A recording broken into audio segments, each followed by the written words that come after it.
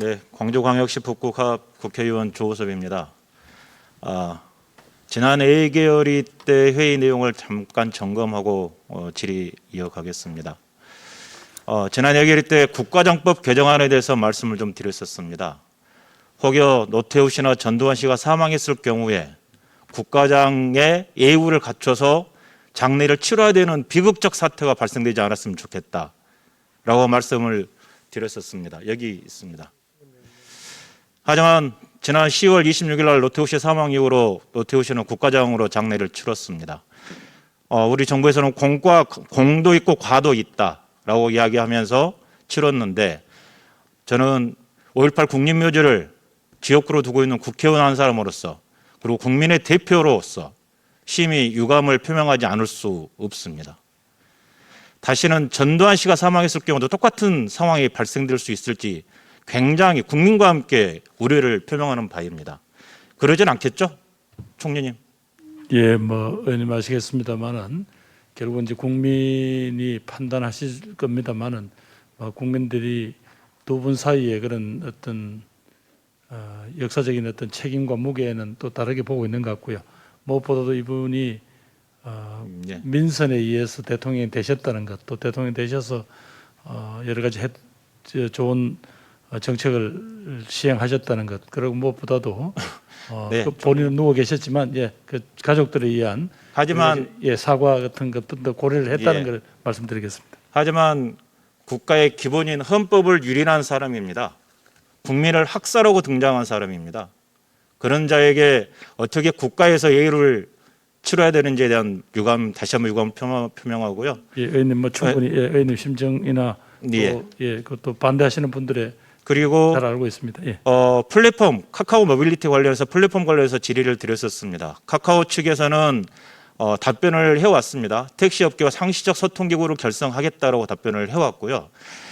제가 총리님께는 우리 카카오 모빌리티를 포함한 플랫폼과 택시업계, 그리고 정부와 국회 등이 사자협의체를 구성했으면 좋겠다, 그래서 소통의 창구를 만들었으면 좋겠다라고 했는데, 혹시 어떻게 추진되고 있는지 말씀 주실 수 있나요? 그 내용에 대해서는 제가 진행상을 모르고 있습니다. 그래요? 죄송합니다. 그럼 국토부 장관님께서는 저희가 상임위 국토위에서 답변은 이미 알고 있기 때문에 우리 총리님께서 다시 한번 챙겨주시기를 바라겠습니다. 네, 알겠습니다. 예.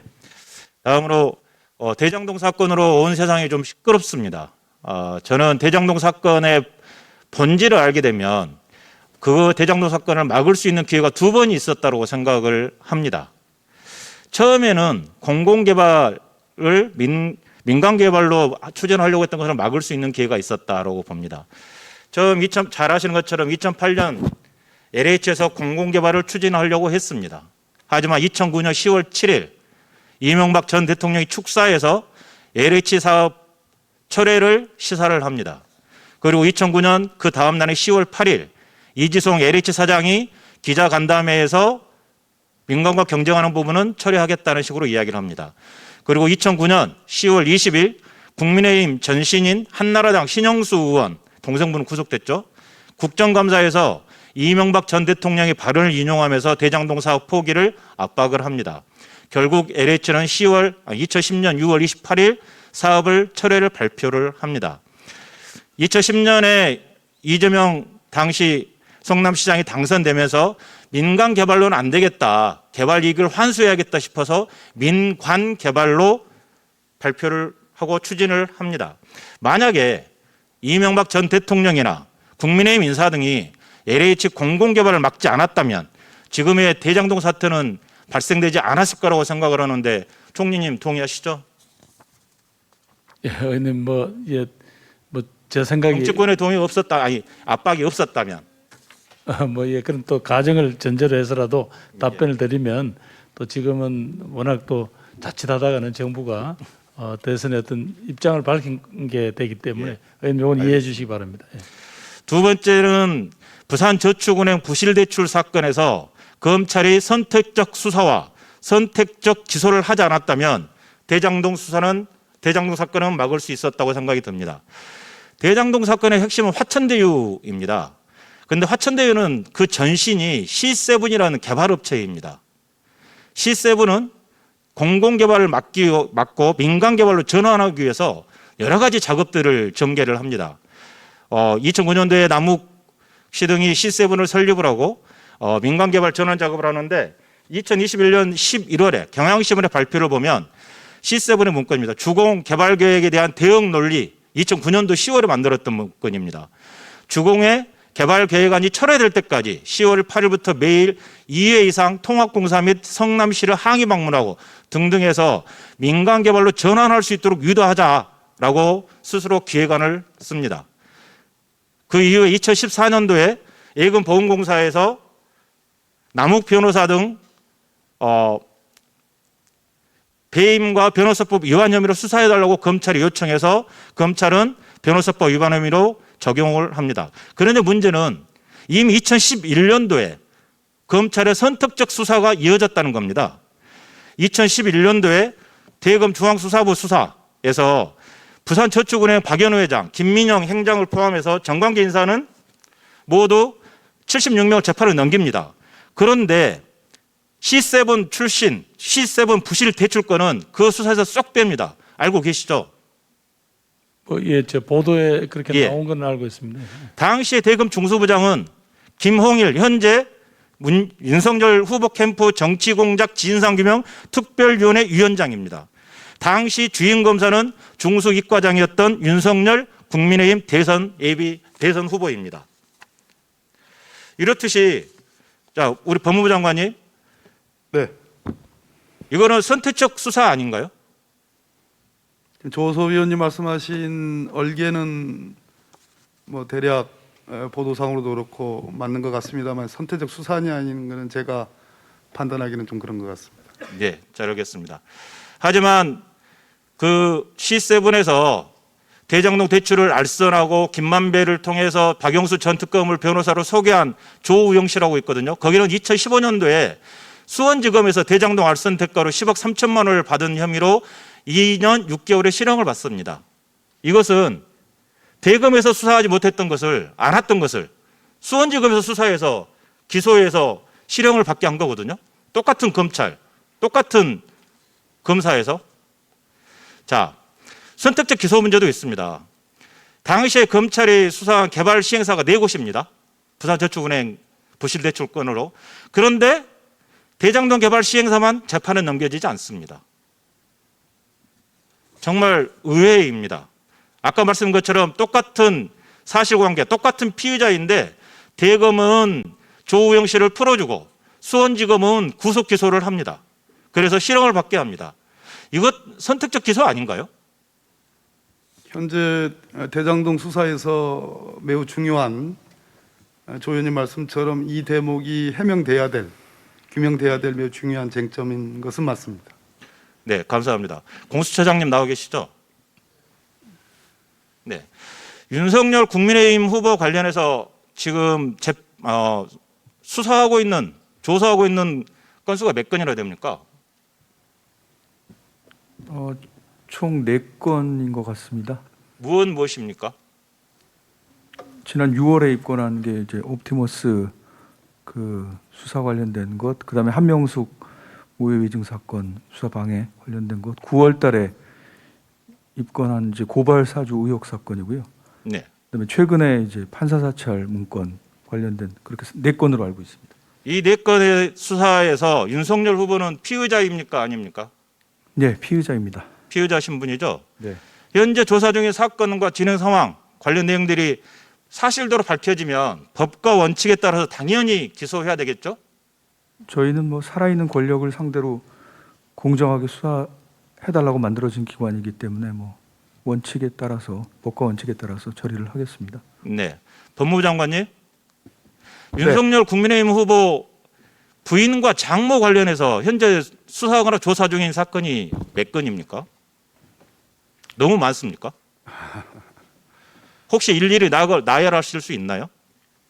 뭐 크게는 아시다시피 도이치모터스, 코바나 컨텐츠, 그다음에 장모와 관련된 몇 건, 또 윤우진 관련. 뭐 너무 크게 많아서 일일이 나열하기가, 기억하기가 쉽지 않을 거라고 생각을 했습니다.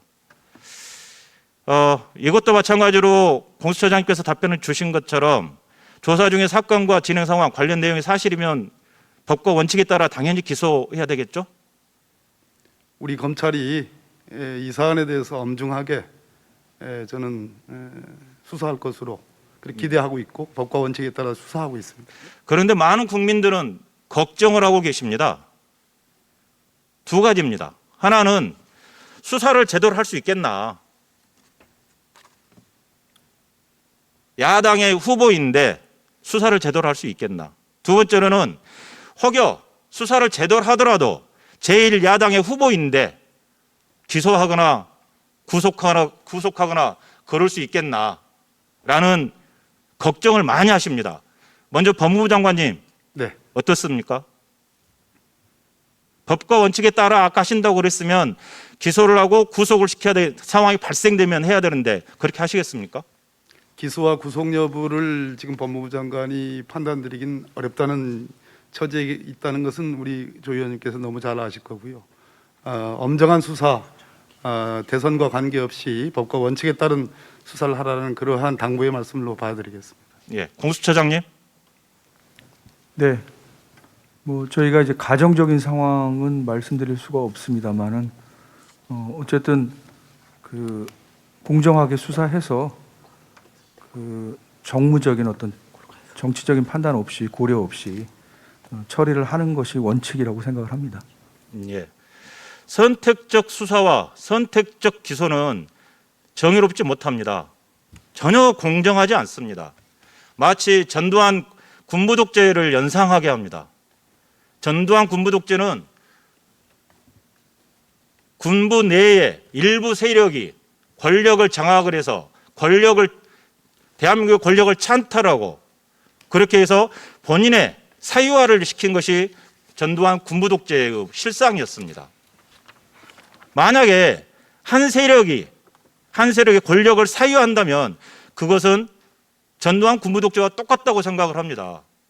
아주 데자뷰가 될 수도 있습니다. 검찰 내의 특정 세력이 선택적 수사와 선택적 기소로 권력을 법 집행을 사유한다면 정말 국민들은 큰 불행이 아닐 수 없습니다. 그래서 우리 법무부 장관님과 공수처장님께서는 법과 원칙에 따라 철저히 수사하고 수사해서 거기에 따라 절차를 처리해 주시기를 바라겠습니다. 이것은 우리 5천만 국민들이 바라는 상황이라고 저는 말씀드리고 싶습니다. 다음은 수도권 부동산 문제가 아주 심각합니다. 이것은 수도권에 인구가 집중됐기 때문에 그렇습니다. 수도권 인구 집중을 막기 위한 가장 근본적 해결책은 국가의 균형 발전입니다. 지역이 강한 나라를 만드는 것이 수도권의 집중을 막을 수 있고 부동산 문제를 해결할 수 있습니다. 그러면 수도권 집중이 완화가 될 것이고 부동산 문제 등 여러 경제 사회적 문제들이 해소될 수 있을 거라고 저는 생각을 합니다. 그래서 우리 정부에서는 지역 불균형 해소를 위한 여러 지원 정책을 펴고 있습니다. 우리 국토부에서는 도시 활력 증진 정책, 행안부는 특수상황지역 섬 및 접경지역 정책, 농림축산부는 일반 농산어촌 지역 문제를 펴고 있습니다. 특히나 인구 감소 지역에 대한 지원 정책도 많이 펴고 있죠. 하지만 그럼에도 불구하고 다양한 지원 정책에도 불구하고 수도권 집중과 지역 불균형이 심화되고 있습니다. 혹시 총리님, 예, 여기에 대한 이유는 무엇일까요? 아무래도 우리 수도권에 대기업을 비롯해서 경제력 집중 또 뭐 기회, 정보 이러다 보니까 전부 수도권으로 계속 몰리는 어떤 상황 뭐 이런 것도 큰 연관이 있을 거라고 생각합니다. 네, 맞습니다. 총리님. 답변 감사합니다. 대기업 등 기회가 수도권에 집중되어 있기 때문에 그렇습니다. 특히 그 기회를 찾아서 우리 청년들이 수도권으로 많이 옵니다. 대학을 지나가는 20세에서 24세 청년, 대학을 지나간 이후로 지방대학을 다녔다 하더라도 취업을 하기 위해서 25세에서 29세 청년들이 많이 수도권에 집중해 오고 있습니다. 우리 부처에서는 지방의 청년 유치를 막기 위해서 다양한 지원 정책을 펴고 있습니다. 행안부나 중소벤처기업부나 국토부 등등에서요. 하지만 각 부처 간의 사업들이 좀 중복되고 유사하다라는 이야기가 많이 있고요. 좀 그래서 비효율적이다, 예산 낭비다라는 이야기가 있습니다. 그에 대한 조율이 필요할 거라고 봅니다. 총리님 어떻게 생각하십니까? 예. 뭐 하여튼 뭐 의원님께서 말씀하신 정말 어떤 지혜를 모으더라도 이런 식으로 지방에서 자기 꿈을 펼칠 수 없도록 이 청년들이 수도권으로 오도록 만드는 이 환경을 어떻게든 되돌려 놓아야 하겠습니다. 그게 국가의 중요한 정책적 목표가 돼야 되고, 그래서 국가 균형 발전이라는 이 가치를 우리가 정책의 주요 과제로 놓을 수밖에 없습니다. 예. 네, 그렇습니다. 저는 제안을 하나 할까 합니다. 청년들의 선호와 요구를 파악하는 것이 가장 우선시 돼야 된다고 생각을 합니다. 우리 국토부에서 청년 친화특구, 중소벤처기업부에서나 산업자원부, 교육부 등등에서 우리 청년들이 지방 수도권 집중을 막기 위해서 여러 가지 정책들을 펴는데, 거기에 대한 근거를 마련하기 위해서 청년들이 도대체 무엇을 원하고 있는지를 파악할 근거 자료가 필요하다라고 생각을 합니다. 거기에 대한 부분들을 대책을 마련해 주시기 바랍니다. 예, 의원님, 뭐 그래서 저희들은 현재 수도권대 전국의 14개로 이렇게 갈라진 이 행정 체계 가지고는 도저히 경쟁력이 없다고 보고, 그 서너 개 광역자치단체들이 모여서 초광역 연합을 만들어서 어떻게 자신들의 어떤 활력과 발전, 혁신의 계기를 만든다면 이를 적극 지원함으로써 수도권에 어느 정도 대응할 수 있는 그런 지역 혁신 거점을 만들어 보려고 하는 그런 초광역 모델을 지금 고민하고 있습니다. 네, 알겠습니다. 두 번째는 아까 우리 총리님께서 말씀하신 것처럼 기업이 집중돼 있기 때문에 그렇다고 저는 생각을 합니다. 수도권과 비수도권 지역 내 총생산이라든가 지역 내 총소득의 비교를 보면 수도권은 점점 상승하고 있고 지역 비수도권은 점점 하락하고 있습니다. 전국에 1,000대 기업이 있거든요. 거기에 753개가 수도권에 집중되어 있습니다. 그렇기 때문에 청년들이 취직을 하기 위해서는 수도권으로 올 수밖에 없는 상황입니다. 그러면 기업의 이전을 정부가 적극적으로 추진을 해야 되는데 거기에 대한 혹시 대안 있으십니까? 의원님, 뭐 그동안 뭐 많은 인센티브라고 뭐 마련했습니다만 결국 기업들은 이런저런 이유가 있겠지만 그 중에서 좋은 인재를 확보하기 어렵다라든가 뭐 정부에서 좀 예. 뒤처진다라는 이유 때문에 호응하지 않았습니다. 그러나 의원님 아시겠습니다만 지금 다가오는 4차 산업혁명 시대에 공간적 지리적인 위치라는 것은 이제 중요하지 않습니다. 그러니까 그 지역에서 어떤 산업이든 미래 발전 전망에 대한 그런 생태계가 또 지역에 있는 대학과 산업과 예. 또 지역의 행정이 이렇게 협업을 해낼 수 있는 어떤 그런 에너지가 모아진다면 의원님, 이건 또 새로운 하나 계기가 될 수 있을 것 같습니다. 네, 정부가 의지가 더욱더 요구되고 있는 것 같습니다. 혹시 중소벤처기업진흥공단이 조사한 지역혁신 성장 동력 발굴 중기 설문조사 혹시 결과 보신 적 있으신가요? 저는 지금 그걸 못하는데 혹시 중기벤처부 장관께 한번 질문 주시겠습니까, 의원님? 아닙니다. 이거 질문 내용은 아니고요. 예. 여기서는 설문조사 2,188개 회사를 가지고 설문조사를 했습니다. 설문조사 결과 수도권에 있는 중소기업 절반 이상 55%가 지역 이전을 고려하고 있습니다. 그리고 85.9%가 지역으로 이전할 경우 인력을 더 뽑겠다라고 응답을 합니다. 하지만 72.3%가 현재 정부의 지원 정책이 지원 및 인증 절차가 너무 복잡하다. 그리고 개별 기업체 특성을 미반영하고 있다. 즉 수요자 중심이 아니라 공급자, 정부 중심의 정책이다라고 하는 부분이 있습니다. 적극적 개선을 요구하고 있는 사항입니다.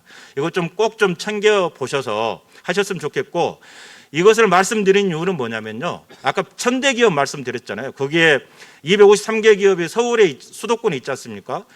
한번 수도권에 있는 대기업 253개 기업을 한번 전수조사하실 필요가 있지 않겠느냐. 어떻게 하면 지역으로 이전할 것인지, 무엇이 필요한 것인지, 이런 부분들 가려운 곳이 어딘지 총리로서 그럴 의향이 없으십니까? 아니 뭐 의원님, 저희들 방금 지적하신 대로 지금 거기 설문에 그렇게 응한 중기들은 어떤 정도의 자신들의 인센티브가 있으면 그렇게 과감하게 이전을 하겠다는 건지, 그 의원님 말씀하신 전국의 1000대 기업 중에 754라고 하셨습니까? 네. 그리고 그 기업들 중에서도 아까 이야기한 어떤 조건이면 지방 이전을 고려할 수 있는지, 그 지방 이전이 그냥 단순히 회사 하나 이전하는 게 아니라 그건 지역에 또 새로운 가능성을 만들어 주는 거니까 또 다음 세대들 위해서 그런 투자 필요한지 이건 제가 챙겨 보겠습니다. 예. 예, 조호섭 위원님 수고하셨습니다. 다음은 충북 제천시 단양군 출신의 존경하는 엄태영 위원님 질의해 주시기 바랍니다.